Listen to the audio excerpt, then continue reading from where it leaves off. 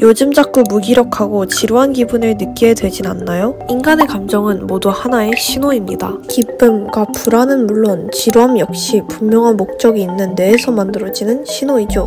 기쁨과 같은 긍정적 신호들은 뇌의 복내 측 전전두 피질에게 다음에도 똑같이 하자고 말해줍니다. 반대로 불안과 같은 부정적 신호들은 뇌에게 이 방향으로 나아가서는 안 된다고 말을 합니다. 그렇다면 지루함은 어떠한 신호일까요? 지루함이 어떤 신호인지 그리고 이 감정이 왜 위험한지 알기 위해서는 우선 성취감이라는 감정에 대해 이해해야 합니다. 성취감이란 자신이 뜻한 바를 이루었을 때 느끼는 감정입니다. 성취감은 자아와 직접적으로 연결된 감정이기도 합니다. 우리가 뜻한 바를 이루었다는 것은 곧 우리의 노력과 정신적 에너지를 쏟았다는 것이기 때문입니다. 우리가 느끼는 자아는 하나의 감각입니다. 뇌과학자 질 볼트 테일러는 뇌졸중으로 인해 좌뇌가 기능을 멈추자 마치 자신의 자아가 흩어진 듯한 모든 것과 연결된 듯한 감각을 느꼈습니다. 자아라는 감각은 성취감을 통해서 강화되고 우리가 성취감을 느끼게 되는 행위들은 모두 우리의 자아를 대변할 수 있습니다. 성취감은 인정과 연결되어 있습니다. 타인 혹은 스스로의 인정은 내가 여기는 아주 귀중한 가치입니다. 인정은 지금 좋은 방향으로 가고 있다는 확신을 주면서 편도체의 불확실함을 없애줍니다. 결국 뇌는 자기에게 성취감과 인정을 준 행위를 기억하고 자아의 중요한 일부라고 여길 수밖에 없습니다. 그렇다면 성취감을 느끼지 못한다면 어떤 일이 일어날까요? 바로 지루함을 느끼게 됩니다. 우리는 우리가 잘하지 못한 일들을 대부분 지루하게 느낍니다. 최근에 할리갈리를 친구와 했는데 제 친구가 계속 졌습니다. 계속 지니까 친구가 결국에는 지루함을 호소하면서 그만하자고 했습니다. 물론 자신이 못하는 일이어도 지루함을 느끼지 않고 재밌게 할 수도 있습니다.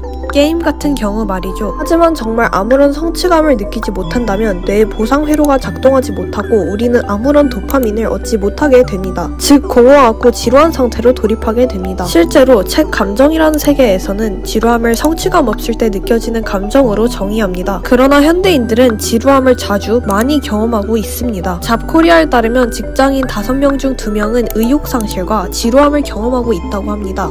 현대인들은 이제껏 그 어떤 시대보다 더 바쁘게 살아가고 있습니다. 치열하게 10대 때 공부를 해서 대학에 가고 또다시 힘겹게 취업 준비를 하고 또 돈을 벌기 위해 사투합니다. 그러면 어째서 우리들은 지루함을, 성취감을 느끼지 못하는 상태를 경험하게 되는 것일까요? 그 이유는 공부도 대학도 취업도 돈 버는 일도 진정으로 자아를 대변하게 되는 경우는 소수이기 때문입니다. 앞서 살펴봤듯 우리는 자아를 대변할 수 있고 인정을 받게 되는 활동에 성취감을 느끼게 됩니다. 물론 누군가에게는 자신의 일자리, 수학 공부, 자격증 따기 등이 자신의 자아를 표출할 수 있는 활동입니다. 그러나 대다수의 사람들에게 그러한 행위는 자아를 표출하기에 충분하지 않은 주로 세상과 남이 시켜서 하게 되는 행위들입니다. 결국 우리는 자아가 충족되는 성취감을 충분히 느끼지 못하고 지루함을 느끼게 되는 것입니다. 이보다 더 큰 문제는 우리가 우리의 자아를 표출해낼 수 있는 활동들, 즉 성취감을 얻어낼 수 있는 활동이 무엇인지 충분히 고찰하지 않는다는 것입니다. 지루함은 현재 성취감을 느끼지 못하고 있다는 신호고